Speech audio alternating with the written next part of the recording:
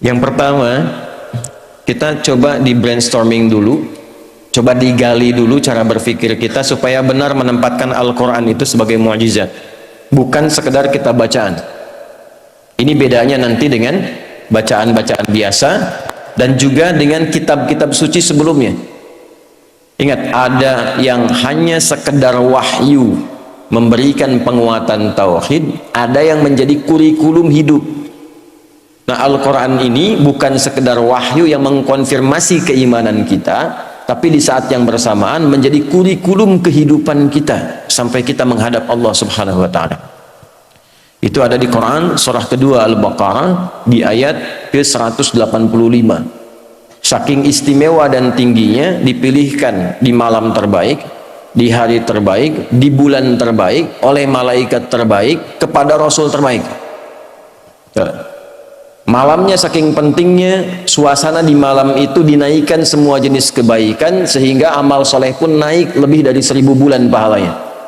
Itu nanti ada di Quran surah ke-97.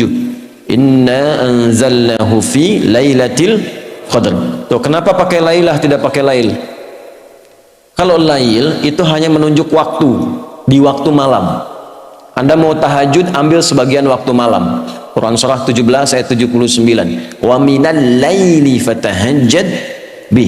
Dari sebagian malam, waktu yang cukup panjang itu, ambil sebagian untuk menunaikan tahajud. Jadi lail, layali, lela, lili, ya, lala itu malam. Ibu lili, ibu malam-malam. Kalau pakai ta, lailah, berarti ada yang istimewa di malam itu. Karena itu begitu detil diksi Al-Quran itu, ayatnya ketika menampilkan inna anzalnahu fi lailatul qadr. Berarti ada yang istimewa di malam itu. Ya, saking istimewanya, malamnya berubah suasananya, berubah nilai pahalanya. Wa ma adraka ma lailatul qadr, lailatul qadri khairum min alfi syahr. Bukan 1000 bulan ya, lebih dari 1000 bulan. Nanti bergantung kadar keikhlasan. Kalau yang berhitung 1000 bulan ya dikasihnya 1000 bulan. Ya, kalau tidak pernah berhitung, Allah berikan pahala tanpa hitungan.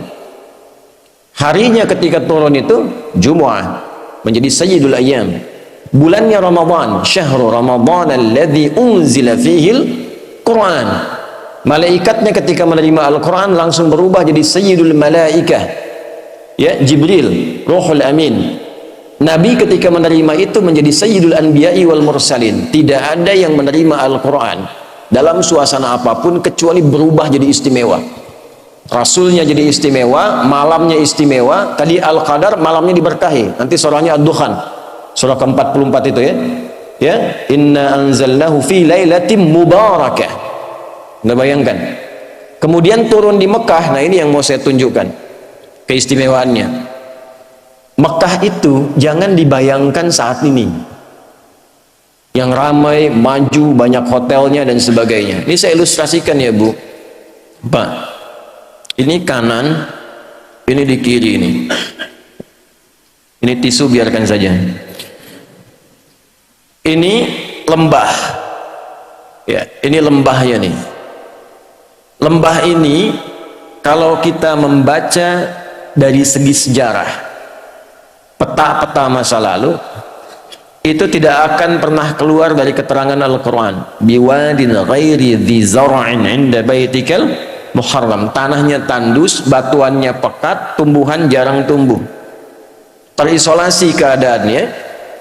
Di situ ada yang mulia. Kalaulah tidak ada kemuliaan al-bait, baitullah, kalau nggak ada Ka'bah ini selesai. Diliputi oleh padang pasir, Sahara yang luas. Ini diapit oleh dua kekuatan besar. Di sini ada Romawi dengan imperiumnya, ya. Saking dahsyatnya Romawi, kalau Bapak Ibu nanti ada sempat waktu mengunjungi, itu terbentang Mediterania, ada laut besar Mediterania, dari Italia ke Libya, Tunisia sampai ke Turki itu sampai sekarang arsitektur bangunannya peninggalan Romawi masih ada. Saya pernah cukup lama di Tripoli di Libya. Saya kunjungi daerah namanya Leptis Magna. Itu sampai sekarang kolosiumnya, beberapa bangunannya, pondasinya masih ada sampai sekarang. untuk menunjukkan betapa dahsyatnya kekuatan Romawi masa itu. Punya peradaban, punya kekuatan. Samping kirinya Persia, Pak. Punya kekaisaran. Ini kan Al-Manar, ya, sifatnya kan manarah. Manarah itu apa? Menara. Menara itu apa? Itu dulu puncak salah satu nilai spiritual tertinggi Persia. Karena ketika mereka mau menyembah, menempatkan api di atas menara. Nanti di era Islam, ketika Islam masuk ke Persia, digantilah, tempatnya tidak dirubah, fungsi tempatnya dirubah. Diganti sebagai tempat azan, untuk menunjukkan bahwa setiap tempat penyembahan itu diarahkan kemudian kepada Allah Subhanahu wa Ta'ala. Singkatnya, di sini ada Romawi, di sini ada Persia. Dua kekuatan besar. Pertanyaan saya, kenapa Qur'annya turunnya di tempat titik yang tadi disebutkan, yang tandus, yang peradaban belum muncul, yang penduduknya sebagian besar pada masa itu banyak yang berbuat kriminal, pemabuk banyak. Ini sering saya informasikan, pemabuk zaman itu yang pemula itu 5 kali sehari, Ustaz. Yang pemula loh, bayangkan yang profesional itu.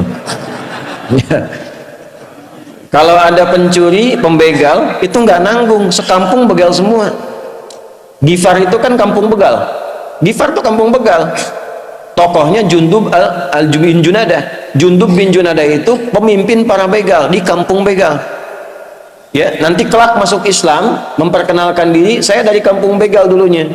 Maka ditambah al di depannya, ujungnya i, Al-Ghifari. Ya, jadi kalau ada yang namanya Al-Ghifari, kampung begal itu dulu.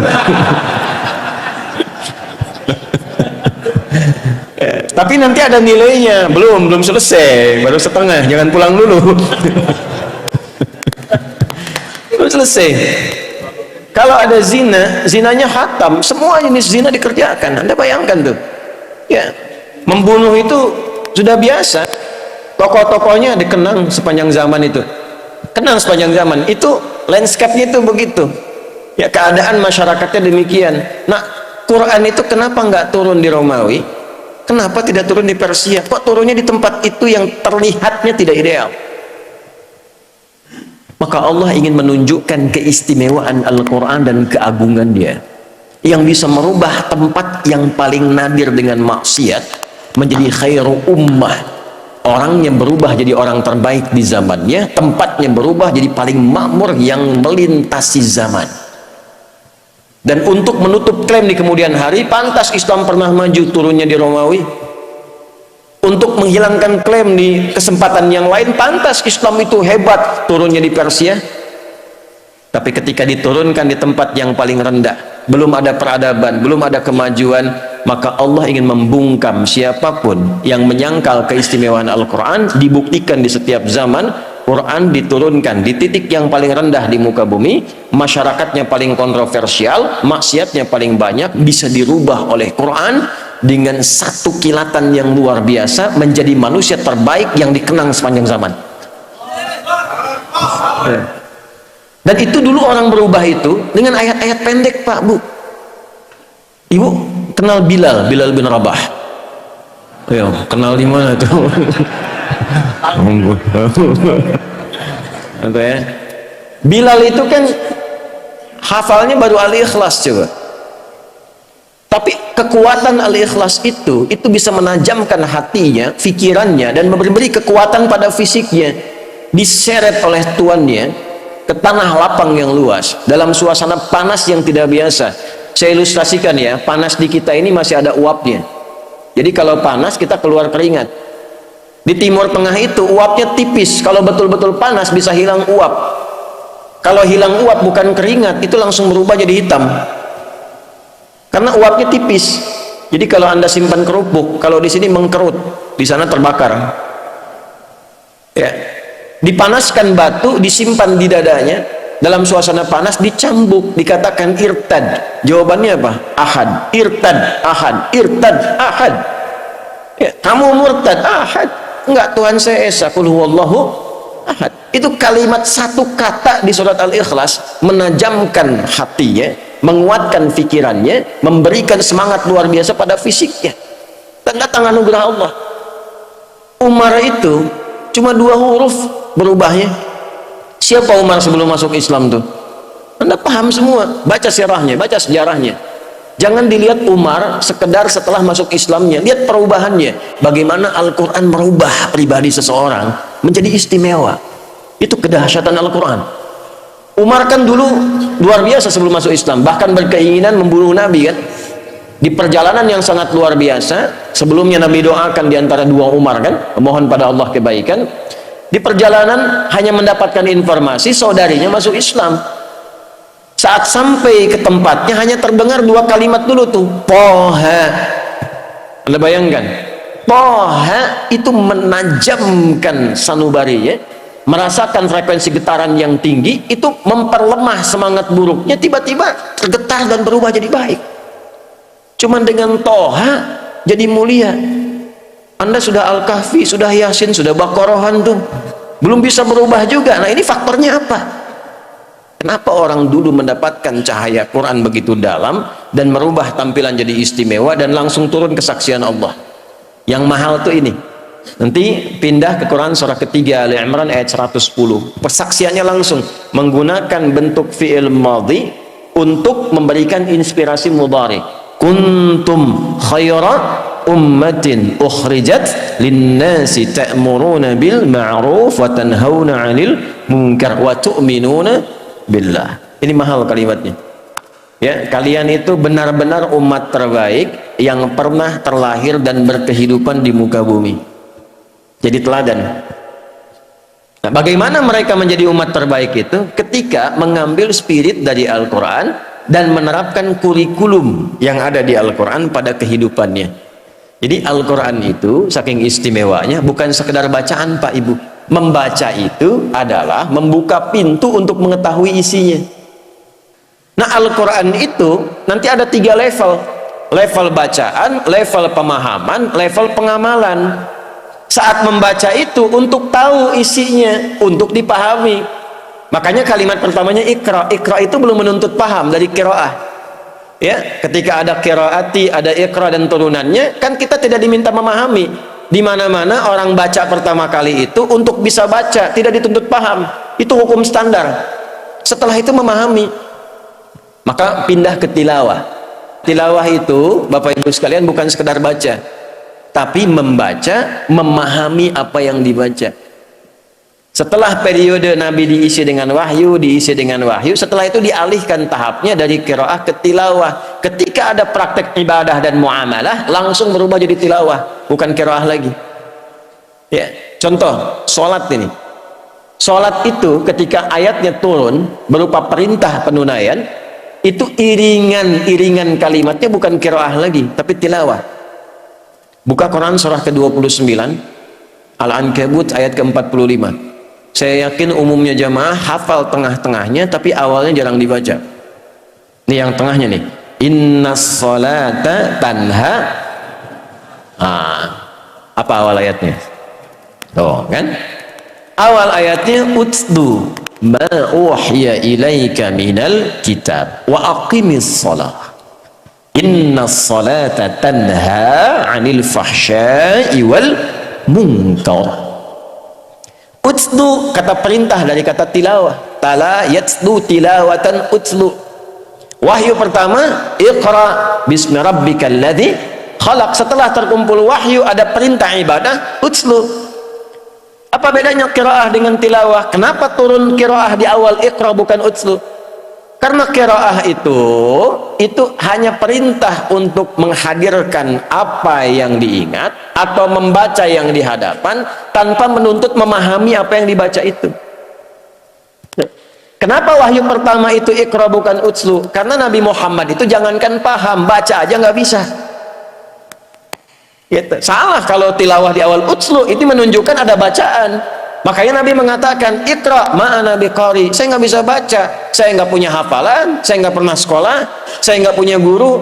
Kenapa dibuat Nabi itu oleh Allah ditetapkan ummi? Untuk menunjukkan Qur'annya orisinil, bersumber dari Allah. Litakidi ummiyati Muhammad sallallahu alaihi wasallam, untuk menguatkan Nabi itu seorang ummi, untuk menunjukkan pada semesta bahwa Al-Quran itu orisinil firman Allah, tidak ada campur tangan Nabi Muhammad di dalamnya.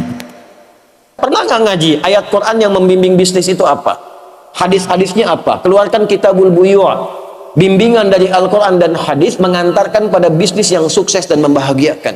Tidak pernah ada sahabat, tidak pernah ada tabi'in dan orang-orang sukses yang kita kenang sebagai orang kaya luar biasa yang mengamalkan petunjuk itu dalam pekerjaannya, kecuali dagang dan bisnisnya tidak pernah kembali modal. Selalu kembali untung. Tidak pernah kembali modal, selalu untung. Ya, saya mengatakan ini karena saya meriset, Pak. Saya riset, Abdurrahman bin Auf itu pernah saya riset. Dari mulai modal pakaian, mempraktekkan petunjuk bisnis dalam Al-Quran, dipraktekkan petunjuk nabinya, jadi orang paling kaya di masanya, yang kalau kita hitung valuasi hartanya, nilai hartanya di era sekarang, itu saat meninggal mewariskan 14.000 triliun. Utsman bin Affan radhiyallahu ta'ala anhu, asetnya masih ada sampai sekarang. Anda kalau umrah lewat itu, ya, jalur itu pasti melewati satu hotel warnanya krem, itu tulisannya jelas wakaf Utsman bin Affan radhiyallahu taala anhu, wakaf. Bisa nggak Anda membayangkan dari satu sumur, ada kebun di situ, satu sumur diwakafkan, lalu berganti masa dialih fungsikan, itu sekarang jadi hotel, dibukakan akun di Bank Saudi atas nama Utsman bin Affan radhiyallahu taala anhu. Setiap ada penghasilan dimasukkan ke situ, disedekahkan untuk kepentingan umat Islam. Orangnya sudah wafat 15 abad yang lalu, nggak ada orangnya, akunnya ada. Kita orangnya ada, akunnya nggak ada. Mari cek. Nah, itu yang merubah itu apa? Al-Quran. Sehingga sahabat itu, mereka punya passion, punya bakat, dialirkan dan jadi pilihan. Kan 4 ya, Anda tinggal lihat di 4 ini. 1 kedudukan, ilmu, yang kedua 3 harta, yang keempat tenaga. Anda mau pilih yang mana? Tentukan salah satu. Tentukan salah satu dari 4 ini. Ya, di kedudukan silakan. Ya, dari yang paling tinggi misalnya dari presiden, jadi gubernur, jadi wali kota sampai ke bawahnya terus gitu. Nanti lihat belajar pedomannya bagaimana jadi pemimpin yang baik, turunkan. Maka di situ kita punya tokohnya, ada Abu Bakar, ada Umar dan turunan-turunannya, sejahtera. Setiap di copy paste di generasi setelahnya makmur, karena memang tidak dibatasi di waktu tertentu. Silahkan Anda cek di era Umar bin Abdul Aziz, kan bukan eranya sahabat, hebat juga, luar biasa juga, sampai masa keemasan dibawa. Terbalik ketika Qurannya ditinggalkan, malas ngajinya, hadisnya jauh, selesai, jatuh. Silahkan cek dalam sejarah masa-masa keemasan orang-orang Islam pada masa itu ketika dekat dengan Al-Quran. Ulamanya masih didengar, dijaga, diamalkan, ilmuwan makin banyak, sampai ke Andalusia, sampai di Iberia, sampai Mensibwa, sampai disebutkannya peradaban Islam di Spanyol, peradaban Islam di Portugal, peradaban Islam di A, B, C dan sebagainya. Kapan? Ketika dekat dengan Al-Quran. Ketika Qurannya mulai jauh, mulai sibuk dengan dunia, jatuh. Nah, ini yang mau saya tekankan di bagian yang pertama. Ilmu silahkan, kita punya tokohnya, ada Ali bin Abi Thalib, ada sahabat Abu Hurairah radhiyallahu taala anhum jami'an, ya. Kemudian di babnya apa lagi? Harta, ada Utsman bin Affan, Abdurrahman bin Auf, ada Talhah dan sebagainya. Bab tenaga siapa? Ada Bilal bin Rabah. Apa Bilal pernah dikenal sebagai crazy rich di zaman Nabi? Tidak. Bagawan pengetahuan? Tidak. Punya kedudukan? Tidak. Apa pekerjaannya? Adzan. Tapi pernah nggak Anda mendengar begini? Bilal cemburu pada hartanya Utsman? Pernah? Tidak. Bilal cemburu pada ilmunya Ali? Pernah? Tidak. Kenapa? Karena mereka sudah memutuskan pilihan. Saya memilih yang ini sebagai bekal pulang kepada Allah. Jadi nggak ada cemburu pada yang lain, karena punya jalan hidup. Saya memilih adzan. Kenapa? Karena saat adzan Allahu Akbar, Allahu Akbar, begitu selesai Nabi komen, aku mendengar suara tapak kaki Bilal itu di taman surga, dan dari teriakannya itu dipanjangkan lehernya, kata kiasan, maksudnya diberikan keutamaan dari suara adzannya. Bilal begitu dengar, adzan aja saya udah ke surga, ngapain saya capek kayak Utsman itu kan? Makanya beliau pilih itu jadi kebanggaan. Anda bayangkan, setelah Nabi meninggal itu dikejar-kejar, dicari Pak Bilal ada di mana, sembunyi mempertahankan passionnya, sembunyi, ditawari ketua Mahkamah Agung. Anda bayangkan, itu kan penawarannya tinggi, itu hakim agung tertinggi ditawarin ngumpet di pedalaman. Akhirnya karena nggak bisa, bagaimana dirayunya? Azan aja deh, baru mau datang. Jadi tapi begitu sampai asyhadu anna Muhammad Rasulullah, pingsan karena membayangkan kenangan bersama Nabi, membayangkan keutamaan. Ini balik lagi, jadi kebanggaan. Rizki kan sudah teratur, asal Anda bergerak Allah kirimkan. Profesi itu kan cuma perbedaan dalam mencarinya saja. Yang dosen, yang arsitek, yang dokter, itu cuma perbedaan dalam mencarinya. Kuota rizkinya teratur. Walladzi qaddara fahada, telah ditetapkan, diberi petunjuk, tinggal ikhtiar, rizki dapat. Jadi biasa-biasa saja. Orang dulu tuh biasa-biasa saja, menganggap Abdurrahman bin Auf biasa-biasa saja. Kata Nabi, ya, ini kalimat yang sangat viral ini. Kalimat sangat viral. Beliau itu tidak khawatir dengan orang Islam yang kaya, karena kaya itu biasa saja. Yang khawatir itu yang tak mampu memanage kekayaannya. Jadi biasa-biasa saja, tidak usah berlebihan. Sama saja dengan yang ngambil tenaga, dengan yang ngambil ilmu, dengan yang ngambil kedudukan. Yang membedakan cara memanage, cara mengolahnya.